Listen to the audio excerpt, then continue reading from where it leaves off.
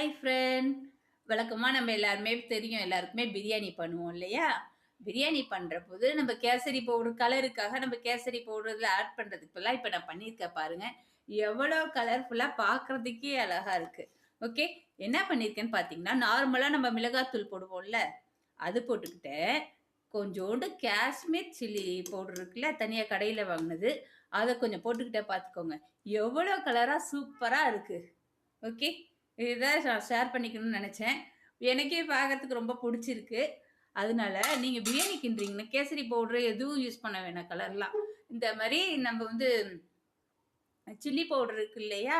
Kashmir chilli powder அது கொஞ்சம் add பண்ணிக்கோங்க. நார்மல் சில்லி பவுடர் காரம் இருக்கும். அது கொஞ்சம் போட்டுக்கோங்க.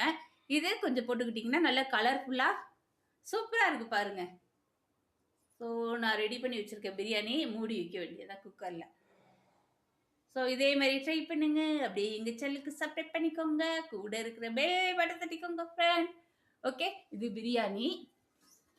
இங்க பார்த்தீங்கன்னா, கத்திரிக்காய் தொக்கு. இது கூட பார்க்கறதுக்கு அழகா இருக்கு. ஓகே. சாப்பிடறதுக்கும் நல்லா இருக்கு, பார்க்கறதுக்கும் அழகா இருக்கு. இதான் இன்னைக்கு. அப்புறம் முட்டை வேக வைக்கணும். இது என்னது? கபாப் பவுடர் ரெடி பண்ணி வச்சிருக்கேன். கபாப். ஓகே. பொரிக்கணும். அவ்வளோதான். இன்றைய ஸ்பெஷல் இது.